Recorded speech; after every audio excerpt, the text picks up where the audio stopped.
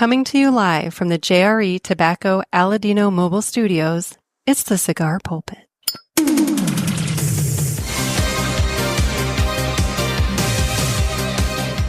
Hello, everybody, and welcome to another sermon from the Cigar Pulpit. I'm the Bishop of the Burn, Nick, and today we're going to do a little Cigar 101. A little while back, I said that I was going to start doing some of these shows, and, I think it's a good thing. Get a little education and whatnot. And, it helps me. I learned some things in the process, too. And, anyway, so today we're going to be starting with, wrappers and tobacco types, because it's something that I think it can be a little confusing, at first, and hell, even if you've been in it for a while, it can be confusing, kind of keeping track of what all these different blend types and everything mean. So basically, the whole concept of this episode is that, you walk into a cigar shop and you see this wall of brown cigars, and they're all in different shades. And, you hear terms. I do it on the show. I talk about Connecticut and Habano and Maduro and Oscuro and blah, blah, blah, blah, blah, and all that. And it's more, it sounds more complicated than it is. And so what we're going to do today is, we're going to take away all the intimidation. We're going to take away all of the difficulty of it, and we're just going to simplify it down, and talk about wrappers in just plain simple English. So we're gonna just break it down and cover, what are these terms. But I want a cigar, and I found this when I was organizing the humidor, and it seemed appropriate for this episode because I don't know what the hell it is. It is one single brown stick. I don't know what it is. It's kind of a soft box press shape, kind of a little soft box press shape. Looks well put together. I mean, it's very nice. No real, toothiness to it or anything like that. But anyway, I'm gonna smoke this guy. I figure, in an episode when we're talking about a variety of different wrapper types and tobaccos and everything like that, maybe a nice nondescript, unknown cigar maybe is the way to go. Keep it a little generic there. So anyway, it's time to cut the cigar. And the official cutting is brought to you by 2guyscigars.com. That's the number 2guyscigars.com. Now, guys, 2 Guys have been around for over 40 years. They are the trusted name in the cigar industry. Everybody knows 2 Guys. Everybody I know that listens to this show knows 2 Guys. And if you don't, you've been living under a rock, because A, you should know 2 Guys, and B, I've talked about 2 Guys for quite a while. So, what I would say is that you need to give them a try. You're not going to be sorry. Family owned and operated, 2guyscigars.com does the very best to provide a great selection, fair prices, and excellent customer service. So head on over to 2guyscigars.com for your next cigar purchase. Make sure you tell them that the Cigar Pulpit sent you. And remember, that's the number 2guyscigars.com. They've got a little comment box when you're placing your order that you can write a comment. And so that's where I just encourage people to say, hey, write a comment that says, Nick from the Pulpit sent me, or the Pulpit sent me, or, just say Cigar Pulpit. And then that way they know you heard it here. It helps. It does. Anyway, time now to go ahead and cut the cigar. So, you can give this guy a cut. See what we got here. My palate might be a little ruined because my dinner tonight was a watermelon smoothie from Smoothie King. I've been hitting the smoothies, and I was out and about, and I grabbed one of those earlier, and it's a little sweet, but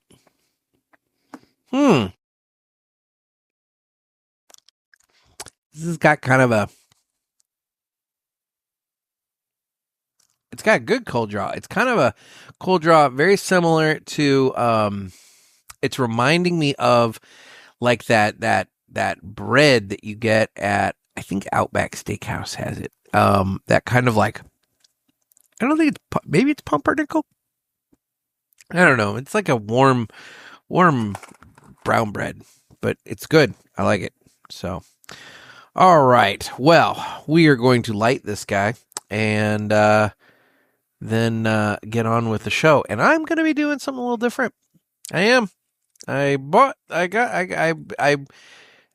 trying to get myself better at things. Some things I'm just not good at.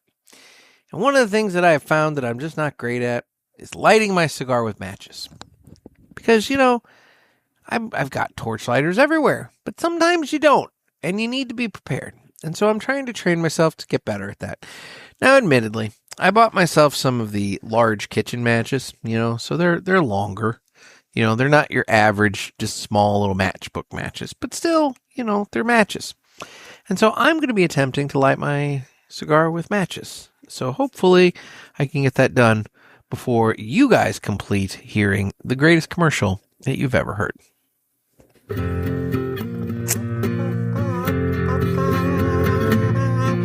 Some say cigars are all the same. It's just not true. It's you I have to blame. Well, I don't know, 'cause what I know, there is a cigar called Aladino. Corojo. Aladino Corojo. Aladino Corojo.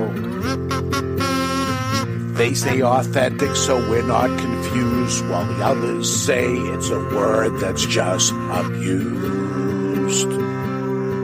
I guess that's so. They can't compete. At least I'm sure Aladino can't be beat. Corojo. Aladino Corojo. Aladino Corojo. Aladino Cigars use authentic Corojo tobacco from JRE Tobacco. This is the greatest commercial you ever heard. Yeah. I am super proud of that light. That came out great. For those of you on the video, look, the burn line is maybe a little off right at the beginning here because, I'm doing it with matches, but oh my God, that lit and it worked so well. I'm really proud of myself. I'm feeling a little saucy right now. I'm feeling a little like, all right, we did that. Okay. Well, all right. Let's talk wrappers. Now, guys, the first thing that's super important to know. Now, again, this is all Cigar 101 stuff. This is information that maybe we either didn't learn when we got into cigars, or maybe we're new to cigars and we need to learn or something like that. So, if you guys have future suggestions for other Cigar 101 topics, let me know. But we're going to start off by saying that wrapper color and wrapper type are related, but are not always the same thing. And what I mean by that is when you hear the word Maduro, that is that pertains to color, and it's a process.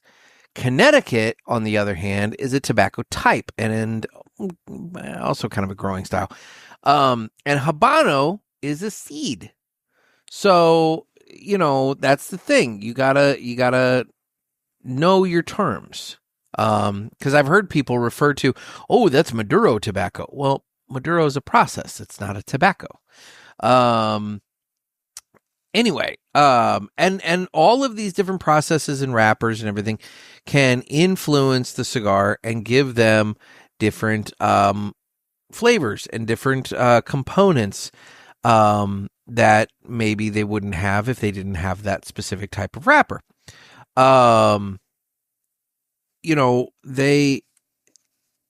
all right. Anyway, we're going to move on. So the first thing, wrapper shade does not equal seed type. Sorry,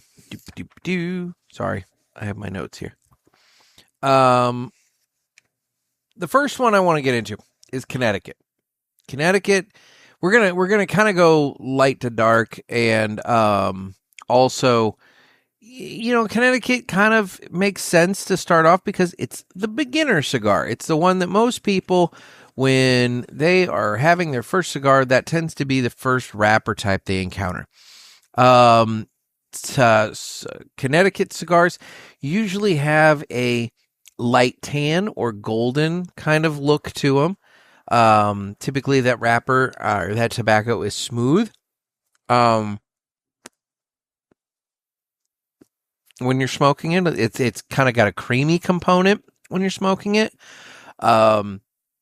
Oftentimes it's mellow, and the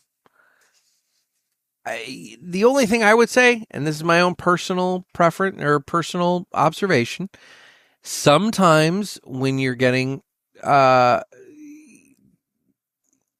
Connecticut wrapper, sometimes that it can have a slight bitterness component to it. Good Connecticut does not. But some Connecticut's have a slight bitter component to it. And I don't know if that's just aging that gets rid of that or what, but, whatever. Flavor notes associated with Connecticut cigars, like I said, cream, toasted nuts. A lot of times, you'll get like a nutty kind of component from a Connecticut tobacco. Cedar, hay, or even a light coffee. Not the thing to remember, though, even though we're talking about Connecticut's as the beginner cigar, not all Connecticut's are weak. Some are very strong and can sneak up on you. It really does depend on the nicotine content of some of the wrappers, and some of the cigars in general. Because here's the thing, that Connecticut wrapper may be mild, but that binder and filler underneath might slit your throat, and it might be a thing. I hear all the time people saying, oh, the Perdomo champagne, that's a good beginner cigar. And it's absolutely not. It is not a good beginner cigar. It's a nicotine little bomb. I mean, it's got some strength to it. So no, I would never put the Perdomo champagne in somebody's hand as their first cigar. That's the thing. You can't mistake mild flavor for low nicotine because they're just not the same thing. But anyway, Connecticut, that's Connecticut. It tends to be that mild. A lot of times, I'm literally counteracting what I just said, but it tends to be more of a mild. Now, I have my little travel humidor here, and I'm gonna see if I have some examples that I could share. Here's a Connecticut. Here's a really underrated Connecticut. I'm going to give a shout out to Fortaleza y Libre. We have the Sun Country, and that's a amazing Connecticut. But see, it's just a nice, good, creamy kind of tan color. That's a Connecticut. Next up, we have Aladino's the king of it. We have Corojo. Corojo is the spicy old school Cuban style tobacco. Mostly grown in Honduras now, but it originally was Cuban. Flavor personality on that, you're going to have pepper, you're going to have spice, you might get leather, cedar, earth, maybe a little red pepper zing to it. Corojo is kind of, if you were going to compare Corojo, I would say Corojo is kind of the tobacco blend equivalent of adding a little bit of hot sauce to the recipe. It just adds a little bit of zing. Not necessarily stronger in flavor, but more aggressive in flavor, if that makes sense. It's not necessarily going to increase the strength per se, but you're going to get more power out of that flavor. Do I have any? I don't have any Aladinos in this box. Oh, yeah, I do. It's Fuma Noche, though. I don't know what the wrapper is on that, but I don't believe it's Corojo. Anyway, all right, well, never mind. I don't have an example. But you know what, guys? At this point, it's all various shades of brown. Connecticut was the one that I kind of wanted to show you because it is a little lighter than the others. So, yeah. But there you go. Now, I will say Corojo used to dominate the Cuban cigars a long time ago. This is a little talking point that I have here. Because it's a really good wrapper leaf, but it was disease prone, and so a lot of hybrids replaced it. So that's where you end up you hear about Corojo 98 and blah blah blah and all that. It's all different hybrids, but Aladino has the good stuff. And the other one that you hear a lot about with that kind of thing is Criollo. So Criollo would be Corojo. If Corojo is kind of the spicy guy, Criollo is the smoother one. It's usually nuttier, softer spice. So there is still some spice to it. Or softer. More balanced. A little more earthy and savory. You have your flavor components of nuts, toast, cedar, some mild spice, and earth. I'm having to watch my burn here on this cigar because since I did it with the matches, I'd like to keep it going with the matches. I don't want to hit it with the lighter, but I don't want to be talking so much that it goes out, and then I at that point probably have to go ahead and do it with the lighter. Anyway, sorry, that was a deviation. So like I was saying, if Corojo is the spicy one, Criollo is a little smoother. So if let's say they were hanging out, Corojo might be the one yelling and screaming, and Criollo might be the one just kind of being chill. Criollo is one of the original Cuban seed types dating way back historically. Yeah, it's at this point also doing a lot of hybrid kind of stuff. You get like Criollo 99. Like I said, when you get a lot of hybrids. All right. Next up, one of my favorite ones, Habano. And it's a Cuban origin seed mostly grown in Nicaragua and Ecuador. And it's kind of a powerhouse tobacco. It's got flavor components known for spice, coffee, earth, leather, and generally a fairly rich body. A lot of boutique cigars, small batch boutique cigar companies play in the Habano field. Because it brings some boldness to the cigar without making them overpowering. But yeah, I enjoy Habano a lot.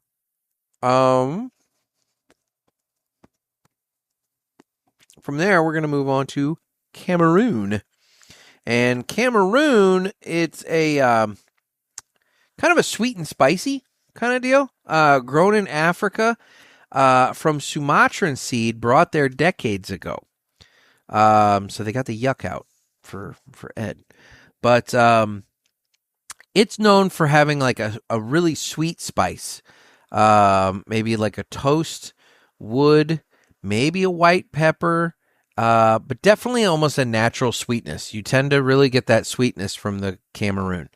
One thing to note about Cameroon, those wrappers are thin. They are fragile wrappers, very delicate. They're the ones that when you're taking the band off the cigar, maybe the cigar might have a little tear, or it might take a chunk with it because the wrap, that tobacco is thin. And you can tell just by touching it. Oh, this is a super thin, wrapper. They sometimes can be toothy, which that's when you have the little bumps on the wrapper. This one is not a very particularly toothy cigar.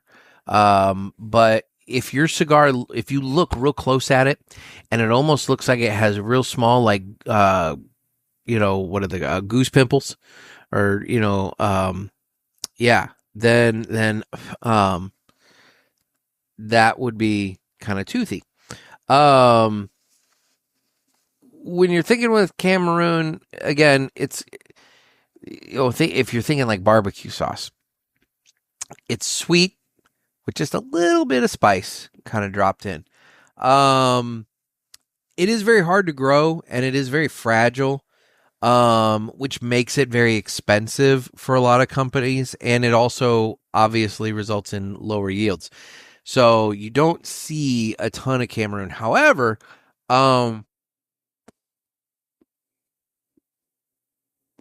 the Honduran Cameroon that Aladino has been working with has definitely helped increase the profile of Cameroon in the marketplace, because, I mean, truthfully, Fuente kind of had the lock on Cameroon there for a long time.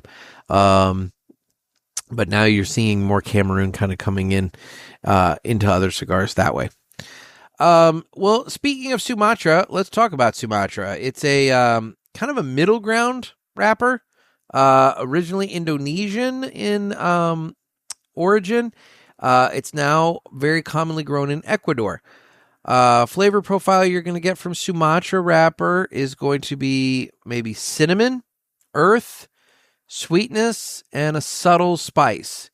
It's just kind of, it's not any one thing in particular to where it's going to like scream at you. It's just kind of I don't want to say it's just kind of there, but it's kind of a boring one in my opinion. It's not my favorite wrapper, although I don't really know if I can pick up the Sumatra yuck that Ed talks about, but oftentimes a lot of companies use it as like a bridge between the really mild cigars that they offer in their portfolio and the more, bold and strong cigars that they offer in their portfolio.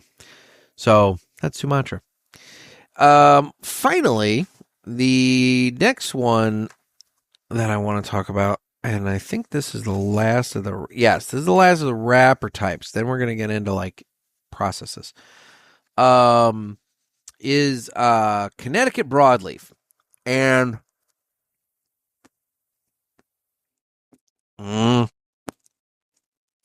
wants to go out, but it's not. It's staying put.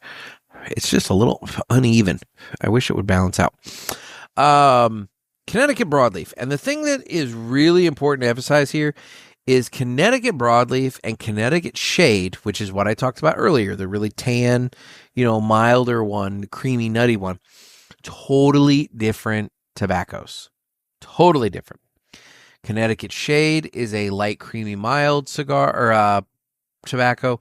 Connecticut broadleaf tends to be a very dark shade to it.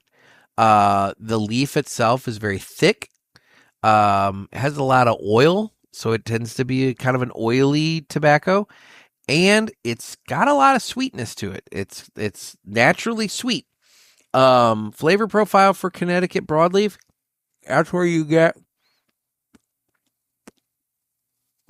components of molasses and cocoa and maybe like a dark fruit. I am hitting it with a little fire.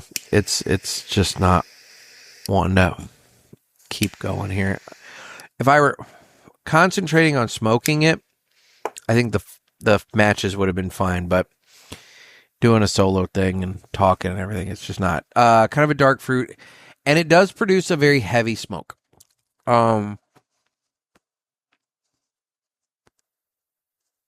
Yeah, that broadleaf smoke tends to hang in the air. Broadleaf definitely is I mentioned barbecue earlier. Broadleaf like should come with freaking barbecue. I mean, it's a meaty tobacco. It's very commonly used on Maduro cigars because of the thick leaf handling the heavy fermentation well. But it's also kind of difficult to grow. It seems like, or at the very least, it's not as common. Although there are a lot of companies playing around with it. And one of the more recent ones that I saw was the Buffalo 10. I just had Ram on the show, and Buffalo 10 just came out with a broadleaf version of their cigar. So, it's out there, and it's good. It's really good. The HVC Hot Cake Fresh Out of the Oven, I think, is a broadleaf, and that's like ridiculous.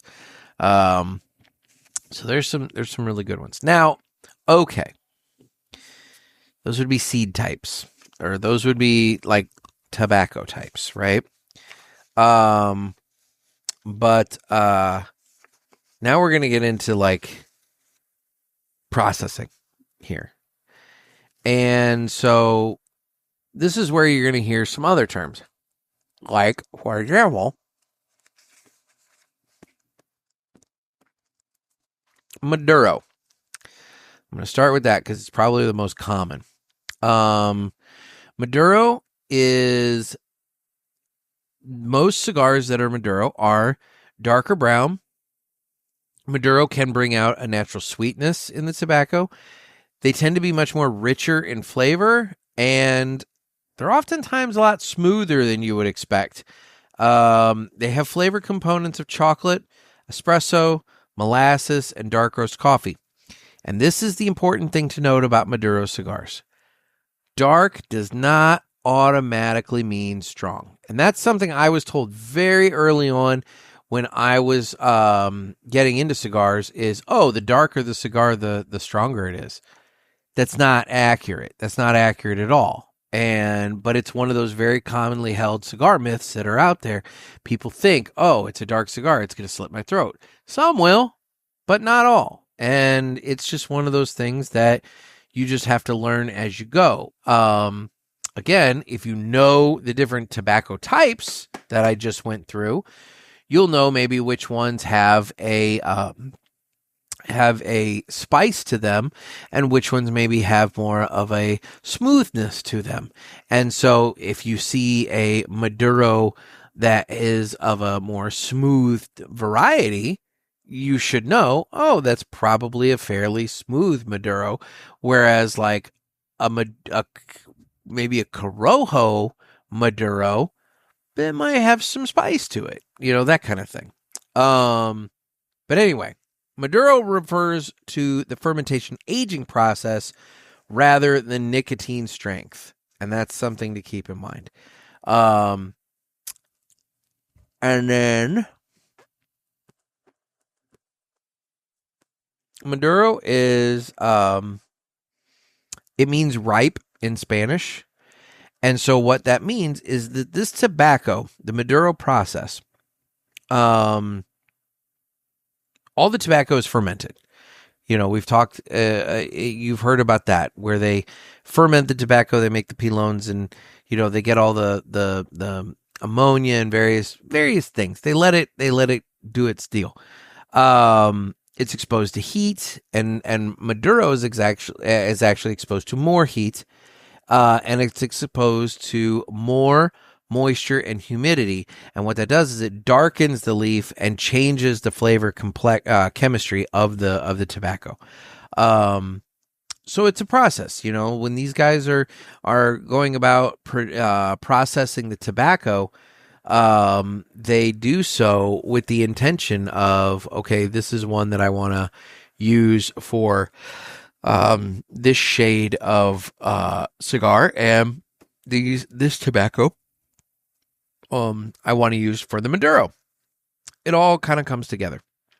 You got to think of it kind of like caramelizing onions, because the process, it just like with caramelizing onions, it darkens the tobacco, it sweetens the tobacco, it smooths out the tobacco, and it makes those flavors richer and just pop better. Once again, I do want to highlight that Maduro does not mean stronger. It may look intimidating, but it oftentimes can be sweeter and smoother and creamier than you might think. So there's that. Now, there's Oscuro. And Oscuro would be the midnight version of Maduro. Those cigars are, when you look at them,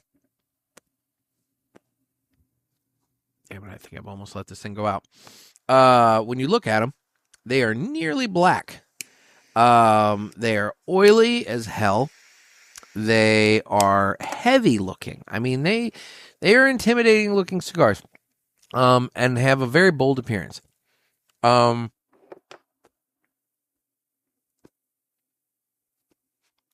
Oscuro, they have flavor components of charred wood, black coffee, dark chocolate, pepper, and earth. Again, just like with Maduro, not every Oscuro is strong, but in terms of their, in terms of like maybe spice or whatever, but like, or nicotine, but they often feel very heavy and very rich. So, they're probably going to be more on the stronger side of things. And basically Oscuro wrappers go through even longer fermentation and darkening processing than Maduro. Oscuro is Maduro pushed even further. Longer fermentation, more heat, darker leaf, heavier oils. You know, if Maduro is dark roast coffee, then Oscuro is espresso at midnight. There you go. So that's that. Now, taking it completely the other way, we have Candela. Candela are those green cigars that you might see every once in a while. They typically come out around St. Patrick's Day a lot.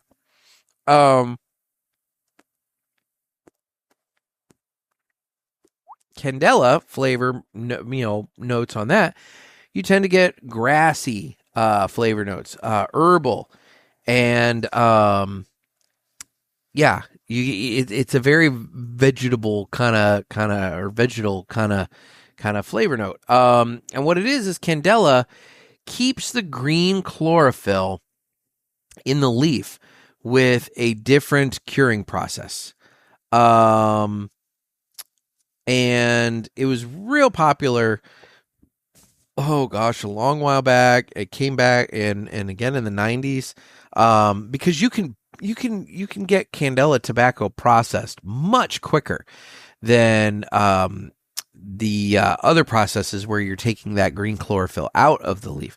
So like you can really like crank the Candela out. But again, it's a very specific flavor component or flavor note that some people are not the biggest fans of. So, you know, you tend to not see it as frequently around. Candela is what they do is they trap that chlorophyll before the tobacco turns brown. Normally it turns brown naturally during the curing. Candela uses rapid heat curing to keep that green color. Think of it like you're flash freezing vegetables before they lose their color. By doing that, it keeps that, and it allows for that unique kind of visual appearance, but then also the flavors, because I mentioned, grass and herbs, but sometimes you can get like tea, it can have like almost like a tea kind of component. But it can also kind of come across as slightly sour depending upon the tobacco and how it's processed.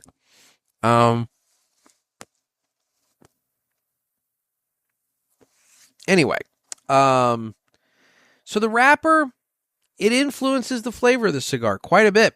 We've talked about that in previous things about, when talking about Vitolas, that if you have like a Gordo, or heaven forbid anything bigger than a 60, if you're going even bigger, you get a lot of filler tobacco, less wrapper and less binder.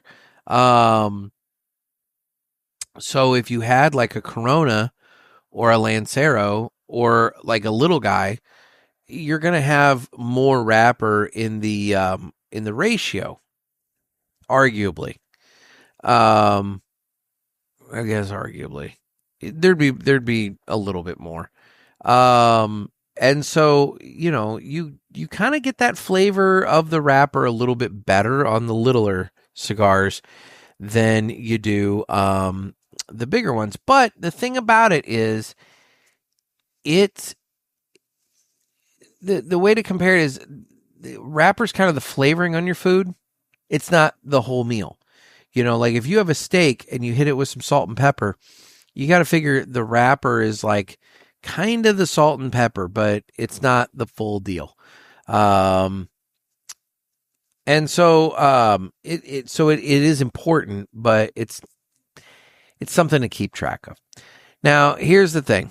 You're sitting there, you're like, holy shit, you just listed off all these different tobacco types. You listed off these 3 different, curing types. Like, what the hell? What it boils down to, and what I did, in the beginning is I started off with Connecticut because that's just, it's where it seems everybody starts. However, what I would recommend is don't be afraid to explore around. Start off, get something, find something that you like, and then branch out from there. So a lot of brands have a component of every type of tobacco in their portfolio. They want the range because they want to bring in all the different types of cigar people out there. I'll talk about Aladino, for example. They have a Connecticut. They also have their Corojo. They have a Maduro, which is still Corojo. And then they have the Classic, which has a Habano wrapper over Corojo binder filler. They've done all kinds of different ones. So my point to that is, if you find one that you like, let's say you're experimenting around with different cigars, and maybe you're just experimenting around in the Connecticut, and maybe you find one that you just really, really like. I really dig that Connecticut. Find that brand and maybe see what else they have in their portfolio. Maybe they have a Habano. Maybe they have a Maduro in their portfolio. Give those a try, and I would also say, don't just smoke one type, because like I said, they're all different. You might get a Maduro from one company that is really strong and has a lot of strength to it. But then you might also get a Maduro from another company that's almost like a chocolatey dessert,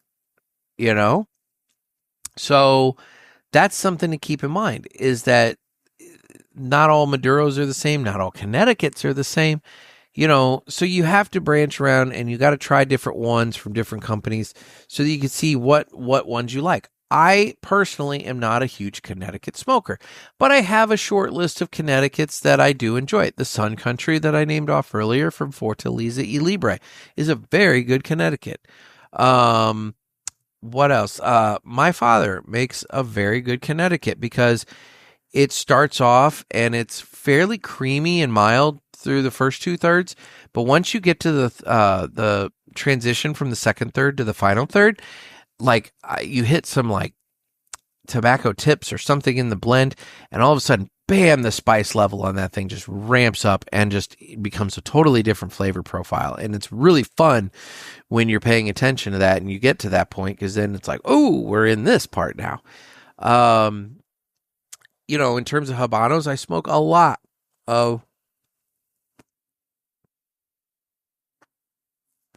the Perdomo Habano Sungrown. Sungrown, by the way, is another type, not tobacco type, but it's another, kind of not fermentation. It's how it's either grown in the sun or grown in shade, that kind of thing. And so typically sun grown tends to be darker in color than the shade grown. So like if you look at a Connecticut versus it's kind of that middle tan. There you go. Anyway, my point though, don't just smoke one type and say, oh, I've had this one Sumatra cigar and I don't like Sumatra.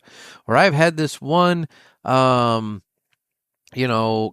cigar and I don't like Candela. Because not all Candelas are the same. The Aladino Candela, I don't think has nearly as much of that grassy component as other Candelas that I've had. You need to branch out. You need to try different ones and see what's out there. See what you can find. Anyway, the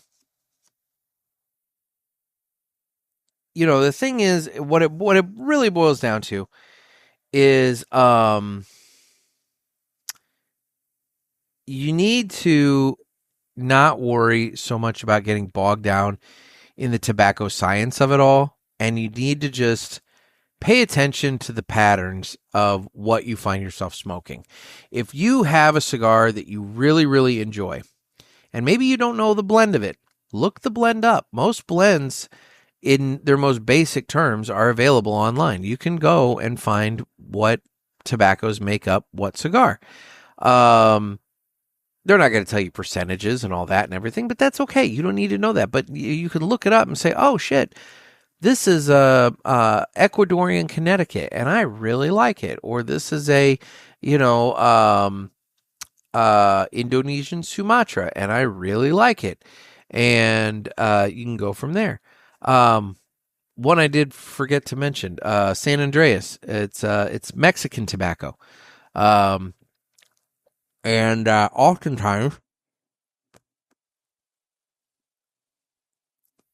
oftentimes that's put through the Maduro process, and that's where you get that San Andreas Maduro.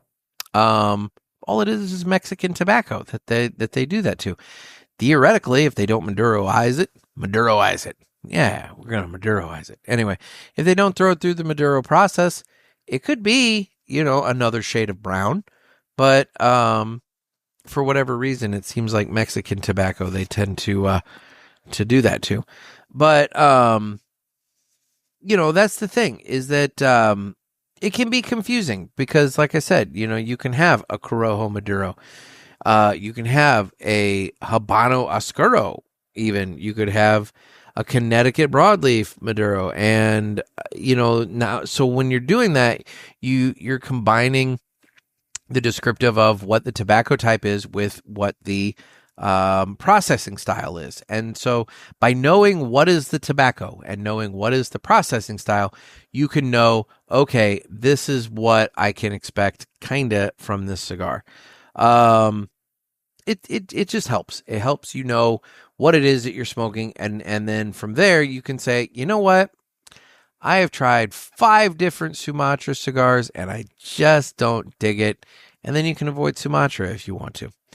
Although sometimes those tobacco types can come in as binders or fillers or whatever, and you get different kind of, it works differently. So bottom line is you got to try stuff.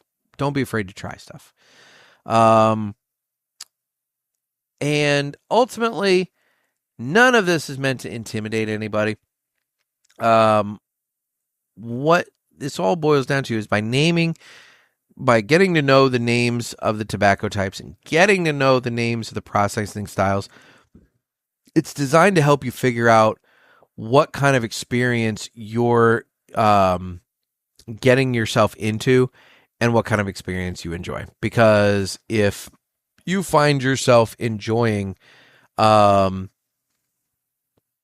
cigars, then you need to know that. You need to say, it's not just, I like the dark ones. It's which one, and maybe a certain type of tobacco you like as Maduro, maybe more than others. So, it helps make you aware of what you're smoking and what you enjoy smoking.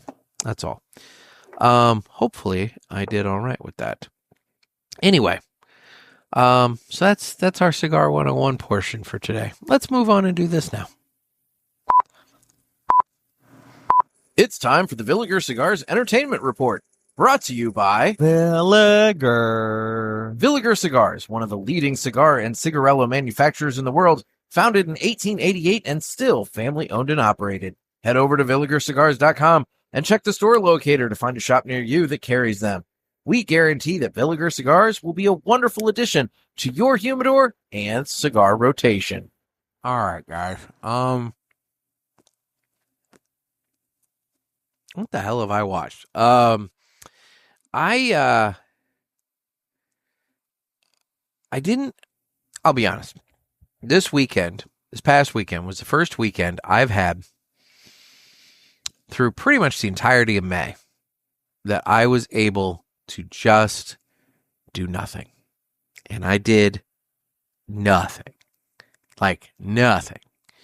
And it was nice. You know, I did watch my wrestling show on Saturday. I bopped around on YouTube. I found some stuff on YouTube that I watched. Nothing of any real particular. It's a lot of mindless stuff. So I don't really have anything specific there. But the entertainment thing that I do want to talk about today was, so on Friday, we had our Parishioner Zoom Herf, which I'm thinking maybe Pulpit Fellowship, you know, it's like the fellowship group, you know, come together and everybody can fellowship with one another. Going with that church theme.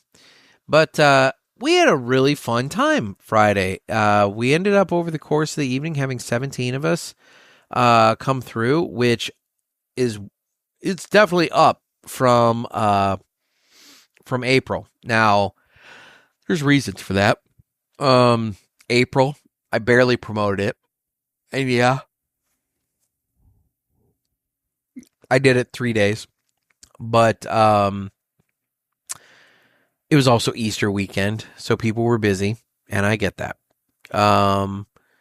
But this time, you know, there was a little pre-planning, little pre-notice, people jumped on, and it was good. We had some people jump in that I wasn't expecting, you know.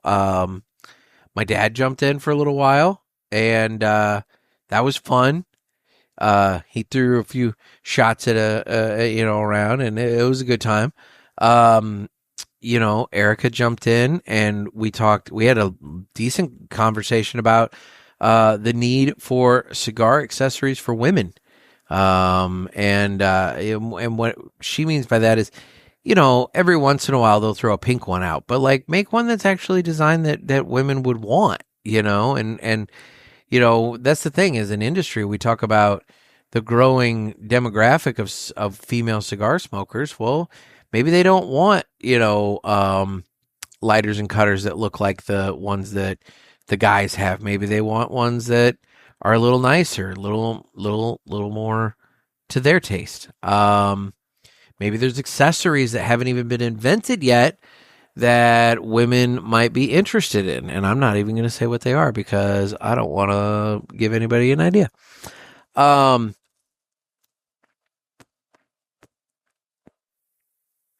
then Trey Mac from Aladino jumped in. And so people were able to kind of talk to him about Aladino for a little while and get a little inside scoop on some stuff going on over there. And that was fun. I think what it boils down to is with these Zoom Herfs, for anybody who wants to jump in, they're welcome. And so you don't know who's going to jump in and who's not at any given time. And so you might be on the next one, which the next one is, June 25th and 26th. I'm doing 2 of them in June. I'm doing a Thursday and Friday back to back. Thursday, June 25th, and Friday, June 26th, we're doing Zoom Herfs. So we're doing 2 of them in June. They start at 6 p.m. Central, And again, I will have the Zoom information available on the socials. And then if you want to email me, nick@cigarpulpit.com, I would be happy to send it to you. It is the same for anybody who's been in one before. It's the same as the one that you were in before. I don't change it. It's got its own personal ID code and everything like that. So if you've been in it once, it's going to stay the same going forward. But yeah, for those of you who haven't joined us yet, you don't know who could pop in. Let's put it this way. I've extended invites out to various people. So, and there is interest amongst those various people that I've extended invites out to. So it's not outside the realm of possibility that you might be on there, and we might just be talking about this, that, and the other thing, because it is super casual. I don't record them. It's super casual. We're just kind of hanging out and talking. But it's not outside the realm of possibility that all of a sudden there might be a manufacturer that pops in there and says hi and wants to just sit and chill and have a cigar with us. So that's fun, and I love that, and I think that you guys would like that too. And so I would encourage you to join in on the next one. And if nothing else, we named a dog on Friday night. Yes, we did. We named a dog. Parishioner Larry was on, and Larry fosters dogs that are in need. And he had this poor pup that has had a rough life. Has had a rough life so far. Poor girl ended up losing an eye, and she was just chilling out with Larry while he was smoking a cigar and talking to us. And he noted that she didn't have a name, and she popped her head up, and we could see that she had a cone, one of those neck cones, so that she didn't fuck with her eye. And so we started coming up with names, and so we named her Connie after the daughter on Coneheads. So we named a dog. You could have been part of that. If you would have jumped in on the Zoom, you could have been a part of that process and helping us name a dog. And it was fun. We got to name a dog. So that's what I was entertained by this weekend. I was entertained by all of you jumping in on the Zoom thing, and I really did. I tell you what, guys, if the schedule allowed and life allowed, I would do those every night. They're so much fun. I have such a good time, and I always feel so happy getting off of it. Like it's not that I'm being done with it. I'm happy because it's such a really good time. But obviously, you can't have a good thing all the time, because it's like eating filet mignon for dinner every night, and it's not special. So in this case, we're looking forward to June 25th and 26th. All right. Well, it's Tuesday, and you know what that means. It means it's time for another lemonade review. I still have not made any sort of a creative little bumper or music or intro thing for this, but I will at some point. And I also have not had time to develop up the lemonade flavometer or whatever, the lemonadometer that we were talking about in the last episode. But that's okay. We'll get to it, and because I don't know if this one's going to rank high. But this one is a very commonly found one. You find this all the time. Gas stations a lot of times have this. All sorts of different places. But today we are going to be drinking and trying the Mr. Pure lemonade. Yes, Mr. Pure. Like I said, it's a staple of gas stations. It's a lemonade juice blend from concentrate. It's a big-ass bottle here. It's a 32-ounce bottle. I am not going to be drinking all this tonight. Ingredients. We have water, high fructose corn syrup, already off to a good start. Fruit juice blend concentrate, lemon and apple juice blend concentrate, citric acid, pectin, and natural flavors. I don't really like the high fructose corn syrup right up at the front there, but There are 4 servings in this container. A serving is 8 ounces, and it is 120 calories per serving. So this whole bottle is 480 calories.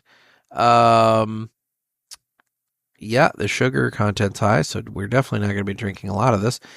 No preservatives added, pasteurized, shake well, refrigerate after opening, 10% juice. Now that's notable because some of them have been less than 10%. And so I do think, as much as I'm ripping on Mr. Pure, I'm going to at least give Mr. Pure its credit because, there we go, that it is 10% juice. So anyway, time to give the Mr. Pure a try. Bottoms up.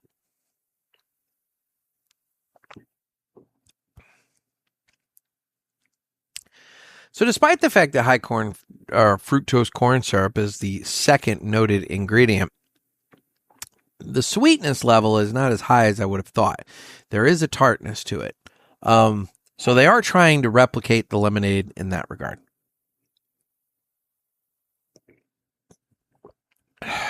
Definitely not my favorite. Yeah, I'm not feeling the Mr. Pure all that much.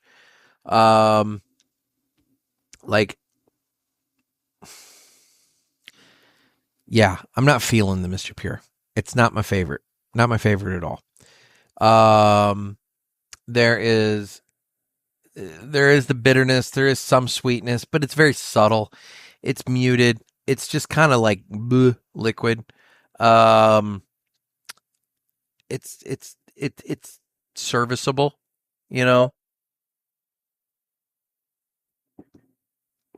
Yeah, it's serviceable. That's the best way of putting it. It's not my favorite. Looking at the list, comparing it to others that I've had, I'm giving the Mr. Pure a 4. Mr. Pure's a 4. It's the weakest of the bunch so far.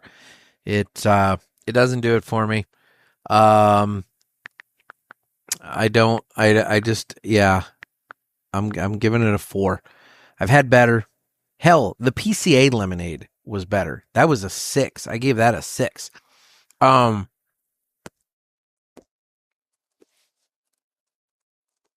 that had more sweetness to it. This, it's like they don't know if they want to go sweet or sour. So they do a little bit of both, but then they also kind of mute both. And so it's just kind of like watered down nothing, So yeah, I'm not digging the Mr. Pure. It's not my favorite. So sorry to the fine folks at Sundance Beverage Company, a national beverage company out of Warren, Michigan. Not feeling the Mr. Pure. So anyway, there's that.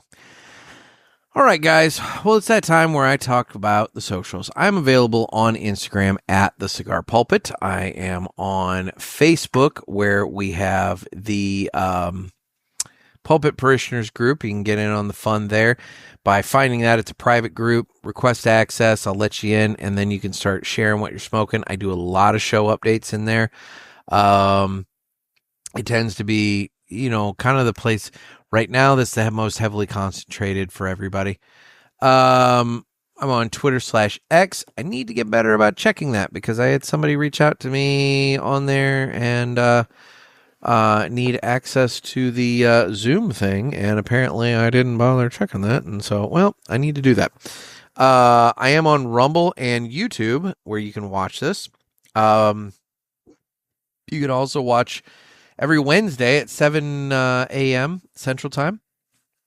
I put up my drive time reviews. So those are available on YouTube, Rumble, and TikTok. Although, to be honest, TikTok might be going away because they have throttled me back. I don't think anybody's even watched last week's drive time review yet on TikTok. So, like, my TikTok is it is dead. It's not even dying on the vine. It is just straight up dead.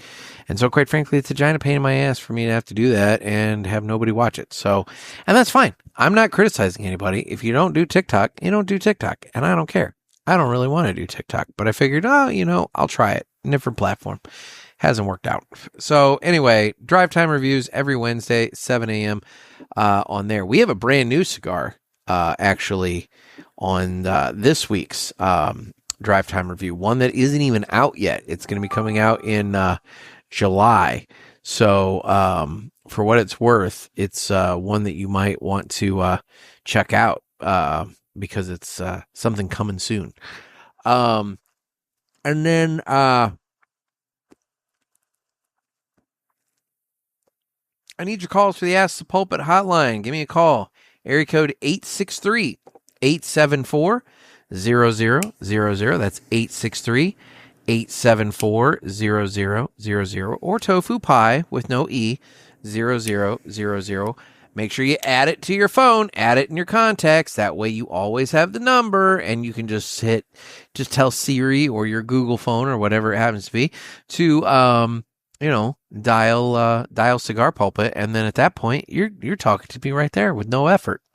Then you don't have to remember what the number is. It's already programmed in your phone. And then finally, if you're not signed up for the Cigar Chronicle newsletter, head on over to cigarpulpit.com, and a little pop-up box will come up there. You can put your email address in there and get that sent out. I will be getting one of those sent out very, very soon, as somehow or another May completely got away from me, and I will be getting one of those put together and sent out soon.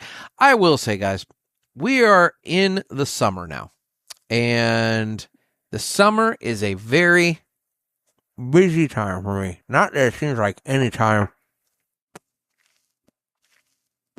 Not that it sounds like any time is not busy these days. I mean, shit. The older I get, the busier I get, it seems. But I have my son a lot more in the summertime. And looking ahead at the calendar, there are a number of weeks where I will go, 5 days with my son, 2 days without, which are my days that I'm assembling my paper and delivering my newspaper, and then having my son again. And, so like time is tight, and I'm doing the best I can. But some things may sometimes slow down. I think that's what happened to me a little bit. May was a super busy month. I know that's what happened with the Chronicle in May, is that I just kind of like lost track. I fully believed that I still had a few more days left of May when I was thinking about that earlier today, and I realized, no, it is June 1st. And so I didn't even consider the fact that I've missed the month. But anyway, I'm just telling you, little patience and grace in the summertime. I do my best, but that's also, if I'm going to skip an episode for any reason, unless it's illness, it tends to be the summertime. Although I don't foresee the need for that this year. 2 years ago I was moving, so I took July kind of mostly off because I bought the house and was moving and everything. But I don't foresee that being an issue this year. But I just want to give a heads up, that's always feasible. You never know what happens. Anyway, I hope today's episode was not ridiculously boring. Cigar 101 stuff sometimes can be a little dry. But ultimately, it's good to know and good to refresh and good to be aware. So hopefully you got a little something out of it. But there's that. Anyway, guys, I appreciate you, as always. Thank you for listening, and I will see you next time. This has been another sermon from the Cigar Pulpit. I'm Nick. Everybody, stay safe. Stay smoky.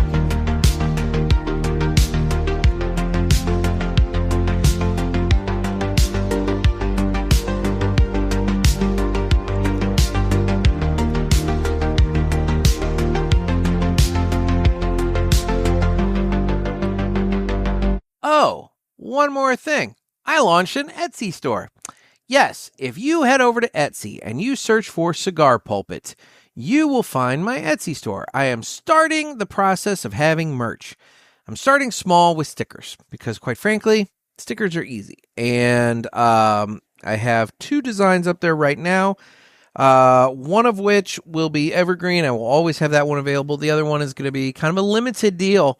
I only have about 50 of them, and when they're gone, they're probably going to be gone for a little while. It's small batch, and that's kind of the whole point with the stickers is I'm going to do more small batch stickers. I have a number of designs already done. They are being printed, and I should have them in hand hopefully by the end of this week, to where maybe by this weekend they will be up and available for sale on the Cigar Pulpit Etsy store. My other goal is that before long, we'll be talking about bigger merch, shirts, sweatshirts, hats, mugs, all kinds of goofy stuff. For those of you who are interested, if you're not interested, more power to you. If you are, it's there and available. But I do want to thank Jason Bono for being my first and so far only purchase on there. I've officially sold something through Etsy now, thanks to him.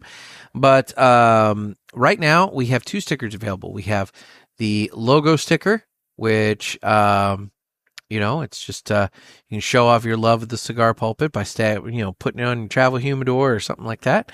And then for those of you who are more aware of the deep cuts, we have the BF Chicken, Lucha Wrestling, and Cockfighting League sticker. BF Chicken was a more of a prominent feature of the show, back a handful of years. But he's still around and still promoting his Lucha Wrestling and Cockfighting League. And so we have the official BF Chicken sticker. So if you're interested in that, head on over to Etsy, search for Cigar Pulpit, and, check that out. And if nothing else, head over there, find the store, hit the little heart to save it. And then anytime I upload new stuff, you should get an alert telling you that I've put up new stuff. Because again, I think I've got like 4, maybe 5 different designs that are printed and literally shipping to me right now, to where hopefully by the end of this week I will have those up and available on there. And they are, again, limited run, just fun pulpit related stickers. One of which I don't know how Trey Mac's gonna feel about it, but it's a Trey Mac sticker. So if you like Trey Mac, you might be interested in checking out. But anyway, yes, give my Etsy store a look. It would make me happy. Thanks, guys. Talk to you.